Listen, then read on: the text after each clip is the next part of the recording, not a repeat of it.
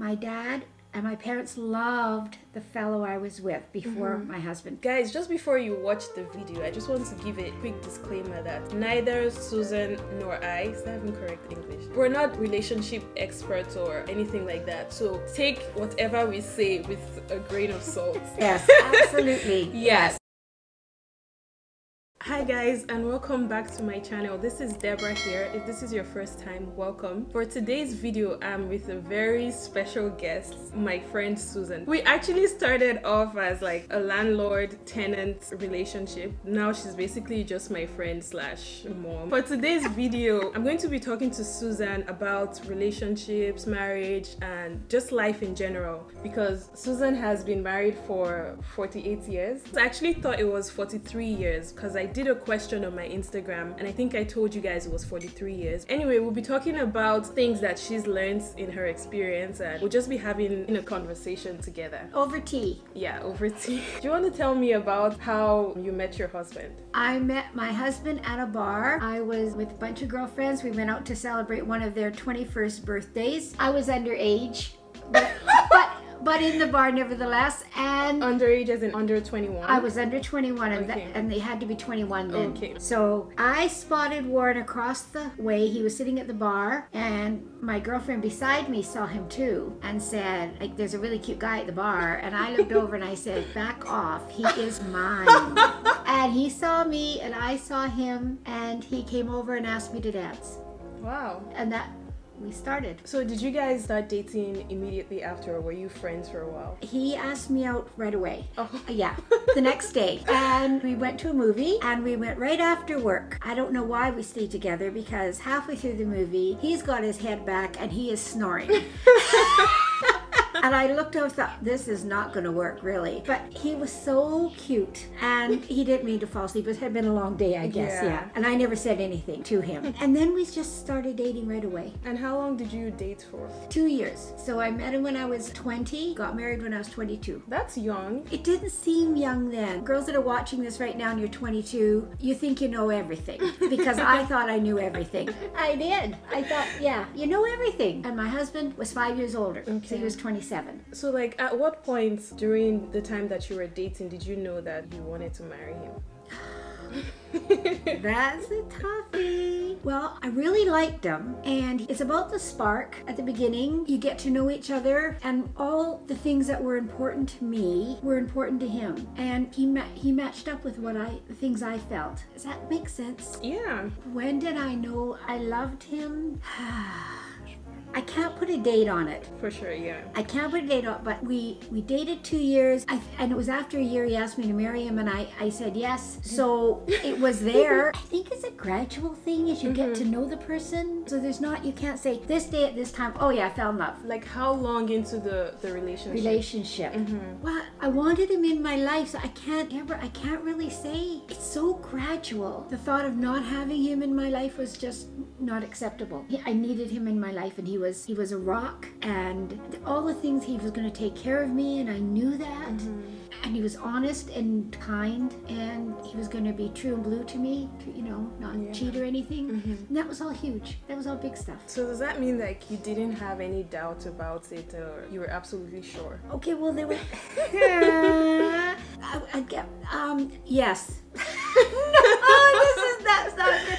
But I was kind of with another fellow at the time. I met Warren. That's a whole different thing. It's a little more confusing, because I was engaged to somebody else when I met Warren. So okay, you want this on there? Oh yeah, as long as you're okay with it. I was engaged to somebody else, so I've been with him for 4 years. Oh wow. Yeah, and we were in Toronto because he was taking a course. I was living with a bunch of girls. Then I met Warren, and that threw a wrench in the whole work. So they were both pushing me to have the relationship with, you know, to marry them. It was tough. It was tough for a few months. And I came home to Winnipeg to get rid of them both because they were driving me crazy.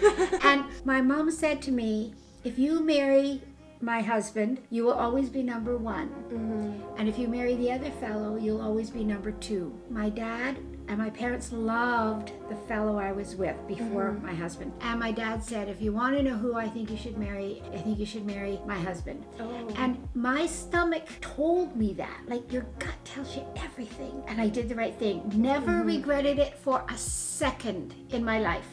ever. Was it difficult for you to leave the other guy to go with Warren? I'm gonna say not, because once my mind had been made up, I was good. Like, it was just the breaking. We'd had 4 years together, and he was a good fella. He's a good guy. So there were no like issues with him or anything? No, actually, he gave us a washer and dryer for our wedding.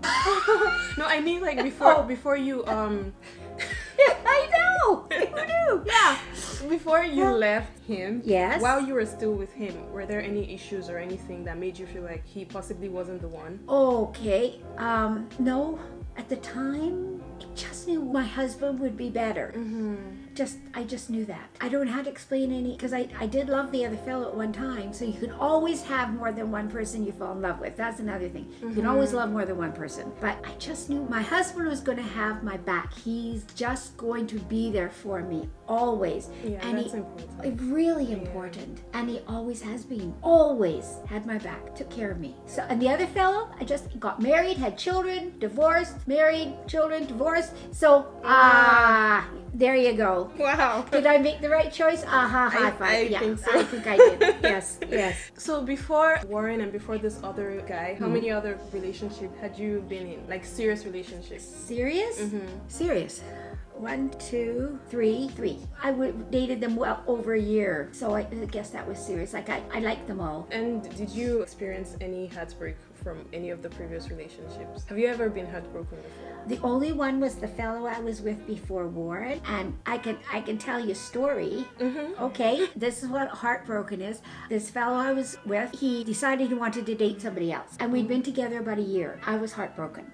So I went home. There's a saying that hell hath no fury like a woman scorned. The next day, I phoned his best friend, asked him if he was going skiing anytime soon, because I used to ski, and could I come along? And he said, well, sure, that would be great. And he said, well, what about so-and-so? And I said, oh, we've broken up. He said, really? And I said, yeah. And he says, well, there's a party Saturday night. Would you like to go with me? And I said, sure. So and this was his friend? His friend.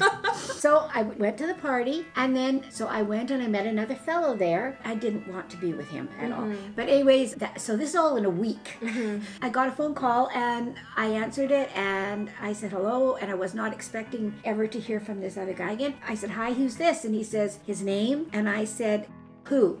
And he said, really? And I went, oh, my heart was pounding out of my chest. So could we meet and go out for coffee? Now, I was really excited. So off we went for coffee. And so he said he wanted to get back together. With big mistake. Like within a week, he had made a big mistake and he wanted to get back together again. So I said, okay, we would get back together again. And he said to me, what do you want to do tonight? And I said, well, quote, I don't know about you, but I have a date. And he said, you're not going. And I said, yes, I am. And I went, and I had the best time because he was sitting at my house on my swing in the backyard waiting for me. So hell hath no fury. And then we were together again for 3 years after that till I met Warren. Oh, okay. So this was the one right before Warren. This was the fellow before Warren. I guess it makes sense why your parents were like, you wouldn't be the first if you remained with this guy. Because at some point he even told you he wanted to be with someone else. With somebody else, exactly. And he just knew that. I knew that in my heart. Again, we've got to listen to our stomachs. I knew that in my heart. I would always be taking care of him.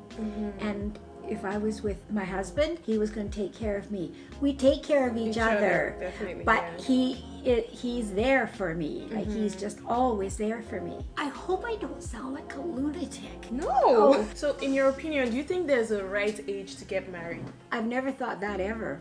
Now you've said that to me, I've never thought about it. How do you know that you're ready to get married? Because you're saying it doesn't have to do with age, right? I don't think so. I was ready, and there was no question I was ready to get married. I wanted the white picket fence, I wanted kids. We were married 2 weeks, literally 2 weeks, and I said to my husband, it's either a kid or a cat. And he brought me home a cat the next day. So I was ready. So I think it's got to do with just how grown up you are. You know, like there's people that are 30 that are still having a wonderful time and playing the field, and there's people that at my age I was ready. Yeah, whenever you feel ready. Yeah. I think so. You're killing me, you know that. Jeez. And what happens if this guy sees this video and he'll never see it again? Yeah. How do you know that you're in love with someone? Oh. I think if that person is making you a better person, if that person is bringing something positive into your life, you have to be happy on your own. You have to be happy with who you are. If that person is bringing positive things into your life, because you couldn't think of going any part of your life without that other person. I can't imagine not having my husband in my life. Like, it just doesn't work. Not saying that's great when he goes out sometimes.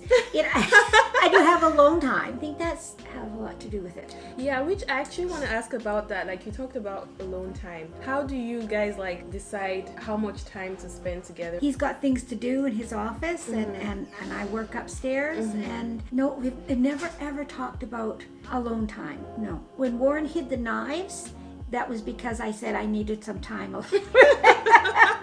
Honestly, no, it just happened. You know, we both worked. You know, you came home at night, you know, that kind of thing. And then with the kids, no, we never discussed it. It just happens. On the flip side of the other question I asked you, how did you know that Warren loves you? Because he told me over and over again. Okay, truthfully, it's not the words, it's the actions. And sometimes we don't get that right away. Like, if somebody says they love you, oh, they love me. But it's the actions that speak much louder than the words. He takes my hand. He's sweet. He tells me how great I look all the time, even when I don't.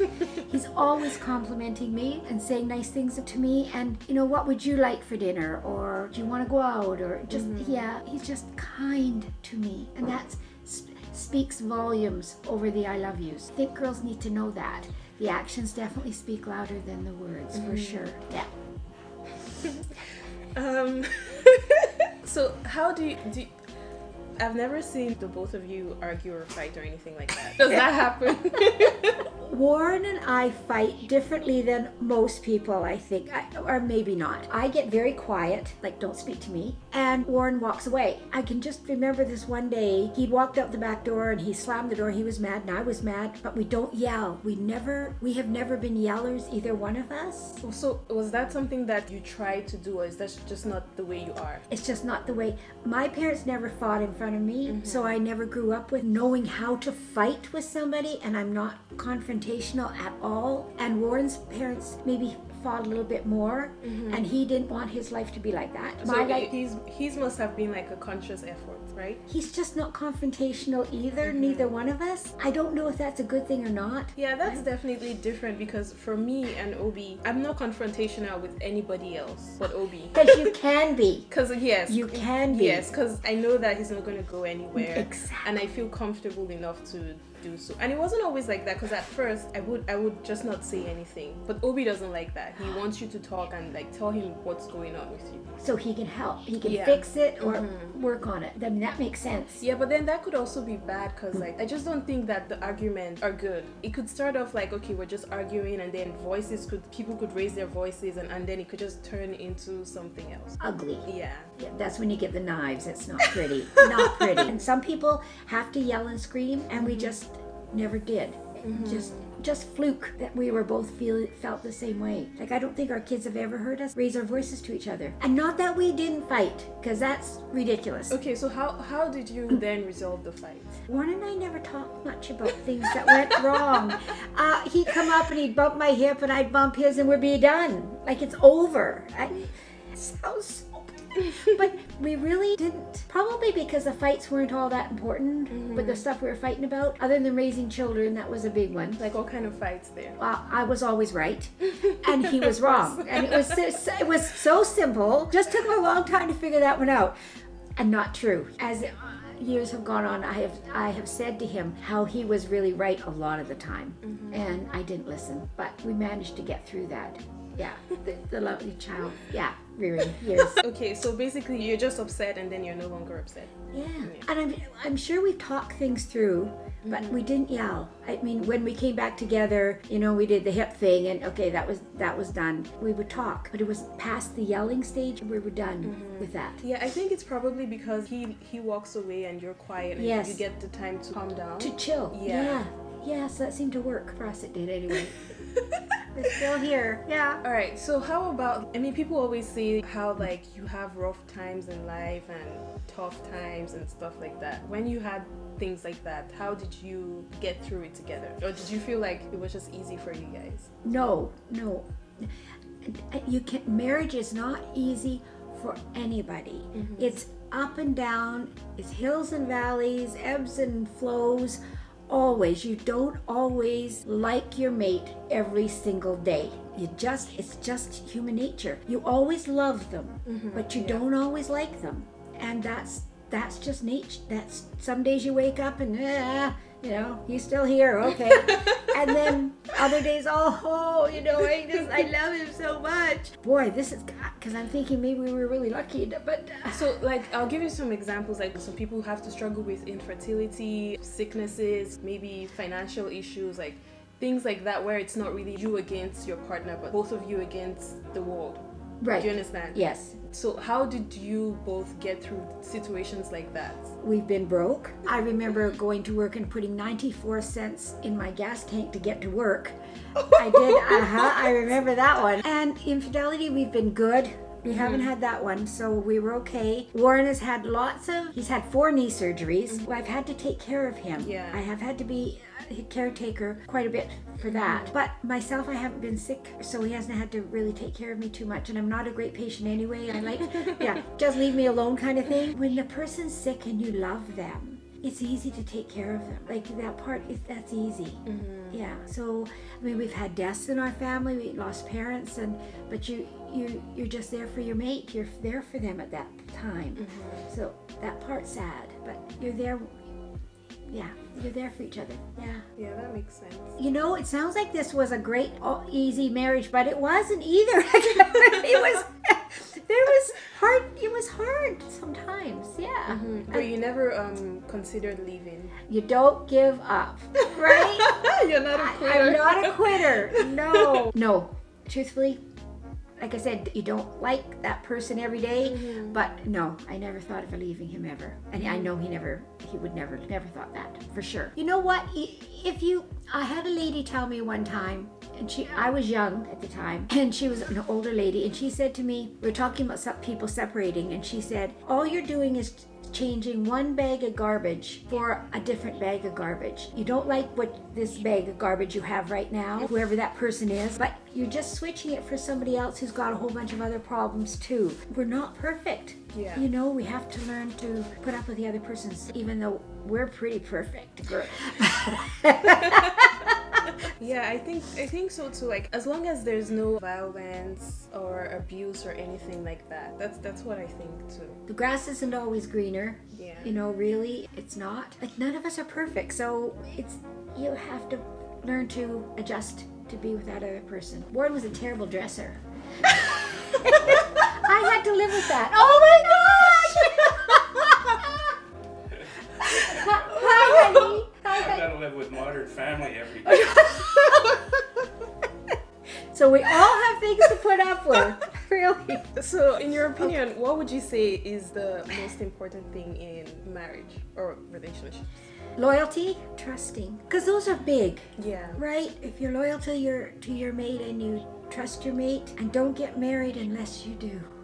Wait, unless you what? Unless you trust that person. Oh, yeah. Don't. That's a red flag. You have to look at those red flags before you get married, and don't pass them over. You know, I see a lot of girls, and I talk to a lot of people, and when they talk to me about their relationships, I'm seeing pop, pop, pop with red flags, and they don't see it. You got to be aware of that. So, like, what kind of red flags are you spotting? If they're lying to you, anything with anger issues where you think you might get hit or something, and then you think, oh, well, it'll never happen. Don't ever let that one go. And whether they'll be true to you, like, not cheating and stuff like that, those are big ones. Yeah. Again, your gut tells you everything, and listen to it. If you have any doubts about something, don't think it'll pass. Look at it seriously. Hi, War. Hello. Hi. We're doing our video. How's it going? It's just fine. You're gonna peek around the corner again? Yeah. Okay, so I'll just read the question. How do you know when to let go And how do you let go of someone who is hurting you? That doesn't have to be based on your personal experience, because it doesn't sound like you've had to deal with that, but what would you advise someone like that? You've got to think about yourself. It's easy to say be strong. Try to visualize yourself in 10 years with that person. How does that look for you down the road? And we all age, we all lose our beauty. So having somebody just really good looking, that's, you know, that kind of thing, that doesn't work. I can just be like, what it sounds so, be true to yourself, like, you know. Yeah, I think that's really good advice, to think of yourself. Think of yourself. Yeah. And how things are going to be for you down the road with that person. It does make sense. How about you? What do you think? Yeah, I think the same thing. Sometimes it's difficult to leave, and maybe you're worried about what people think, or you're worried about breaking this person's heart by leaving or something. But you have to think about yourself and consider your happiness. Because that's what I am trying to do with myself now. It's like, if there's anything or anybody that's interfering with my happiness, you're out. Because you spend a lot of time trying to please people, or trying to just do what other people think you should do, or what the society thinks you should do, and then you end up not being happy. Please yourself. Yes, and you should be with someone who doesn't interfere with your happiness. If you can retain your happiness and be with someone else, and they also can retain their happiness, then I think that's what it should be. You want somebody who's going to make your life better. Again, we are the only ones that can make ourselves happy. Yes. You can't expect your mate to make you happy. That's not how it works. You make yourself happy, but your mate brings positive things into your life. That's huge. You don't want somebody who's going to be negative and bring you down. Yeah. Yeah. How do you make your marriage enjoyable? Because you guys have been doing this for almost 50 years now. And how do you keep it from going stale or getting boring? I think you have to laugh. I think trying to do things together that make you both happy. I told you we went go-karting. Yes. And so fun. Laughed and laughed and laughed. We had a great grand time. I think that's what you have to do. Just find things that you can enjoy together that make you happy. Like we play cards, as you know, Every Sunday. every Sunday, and we love playing cards, and we play for money, and like real money, coins, but we take it seriously, and we play, and we love it. That's something we enjoy together. Yeah, you have to actually make the effort to do it. Yeah. To do, although playing cards is not an effort. It's not an effort, but I feel you have to be very intentional about it. Right, yes. And we dance. Yes.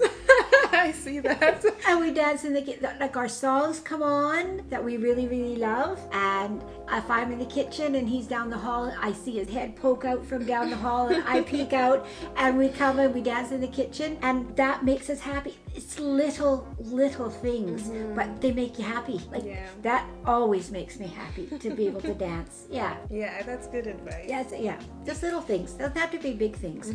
Little things. So would you say that that's also the same way that you've stayed in love for this long, by doing things that make you both happy? I think it's part of it. Everyday life is not always fun. Like, you know, you work, or you're not happy with, what you're doing, or, like every day it's tough. It's tough.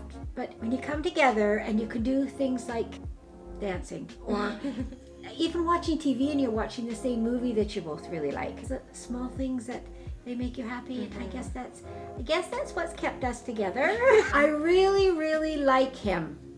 And to say that after we've been together 50 years, I like him. I love him, but more importantly, I like him. Yeah. And I can say that from the bottom of my soul. Like, I just really like him. Yeah, I think that's important. That to me is huge. It's even more important than the loving part. Yeah. I like him. Is there anything he does that makes you annoyed? How much longer do we have? Oh, I'll just get the list. So that's normal then, to have stuff, right? For sure. That's when sometimes you just have to button it and let it go. A story? Yeah. Okay.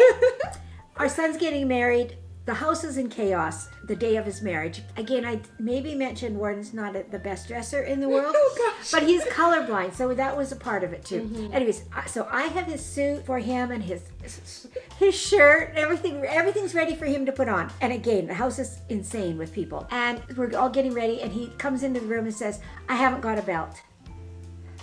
This is 2 hours before the wedding. I haven't got a belt to wear. So I said, the store was just down the street. I said, maybe you could go and get yourself a belt down the street. It'll take you 10 minutes. Oh, okay, that would be okay. So off he went to get the belt. And He comes back, so now we're all getting in the car to go to the wedding, and the car's packed with people. We get to halfway down the street, and he says, we have to get some gas.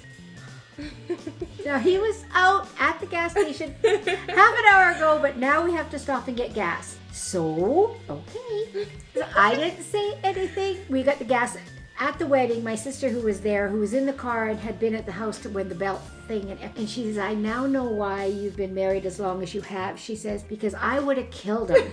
And you said nothing. And I said, well, if I had said something, I would have just started the whole day in a bad note. So it wasn't worth it. It just wasn't worth it. So I didn't say anything. And we had a grand time, and it all worked out fine. I could have killed him, but I didn't say anything. I hope nobody's taking me really seriously. What would you tell your 20-year-old self, if you could? About what? About life, or any advice, anything at all. Hold on. Hold on, how? Hold on tight. Because it's a merry-go-round, and yes, hold on tight. Believe in yourself and do what makes you happy, which is huge. Do what makes you happy, in work-wise and just in life. If you like jumping rope, then jump rope. Just do what makes you happy. Speaking of happiness, what's your advice for happiness in life? Don't take things too seriously. What do you think? That's a tough one. Yeah, I think it has to, I mean, what do I know? But I think you have to make the decision to be happy. Because like... Conscious. Yeah. A conscious. Because if you just wait for things to happen for you to be happy, you're just going to be waiting. So I feel like if you put the power in your hands and do something to make yourself happy. See how wise you are again. But it's so true. That's true. We really do have to make our own selves happy. Consciously. You can't wait for happiness. You've got to consciously work on it yourself. Very, very wise. Very wise. I never thought about what I'm kind of a happy person anyway, so I've never had to really work at it. It comes more easy, sort of. Some people aren't like that, so yeah. Yeah, I don't think I'm like that. So I actually have to do stuff like sometimes when I'm coming back from work and and like people have been yelling at me all day and all of that. I just listen to music and I just dance in my room, obviously, because no one can see me dance. You won't dance with me. One day. Yeah, and that makes me really happy. I don't know why. So like I put on my headphones and I make the music really loud, then I just dance and then I feel happy. And also sitting outside lately has been making me happy. I think just because like just seeing people around and being in the sun and outside. Yeah. They say a walk does wonders for your mind and clearing it and making things easier to handle by walking outside. Yeah, I mean that people that know way more than we do say that. Yeah, it really does. Yeah. Did I mention wine? Wine makes you feel happy. Oh, okay, no, that's another story. Okay. We actually have answered all the questions. Phew! Oh, also, there's another video that we have together. We made smoothies together. I think that's like the second video on my channel, so you should also check that out because that's also a fun video. And if you want to see similar videos to this, and if you want me to do any more videos with Susan, let us know in the comment section. I don't know if it's showing on camera now, but there's usually there's like a purple reflection that shows up in my glasses sometimes. I've had some people ask me what that is. It's basically just the reflective coats I have because I'm always in front of the computer, and the eye doctor said they needed to put that so it doesn't affect my eyes. Oh, very wise. Yeah. So if you see purple in my glasses, it's just when the light hits it reflects purple, so that's what that is. It's not the devil. Just saying, purple eyes. Okay. So you guys leave a comment in the comment section and let us know what you think is the most important thing in a relationship. Could be dating relationships, it could be marriage, friendships, whatever. Just let us know in the comment section because we'll be checking. That should be a fun thing to do. Also, please remember to like. It's very important. I feel like I always say that you should like. You might think I just say it because That's what everybody says, but it's actually very important because it lets us know that you liked this video and we can know the kind of videos you want us to make. So by liking it, you're basically telling me, Deborah, I like this type of videos, and then I'll know to make more similar to this. Also, you should subscribe because subscribing helps my channel grow. I know you guys are watching this to support me, and I'm thankful for that. You could support me even more by subscribing and also sharing it to your friends, because basically the way the YouTube algorithm works is if you get lots of subscribers, likes, comments, you share it to more people can see it. So please consider doing all of that. I subscribe. Thank you so much, Suzanne. You're very welcome, I had Debra. fun. Did you have fun? I had fun. Scared me to death. Yeah, but it wasn't so bad. It wasn't so bad. But yeah, thanks for taking the time to do this. You're very welcome, sweetheart. Yes. Okay, that's all for today, guys. Have a good day. Bye-bye.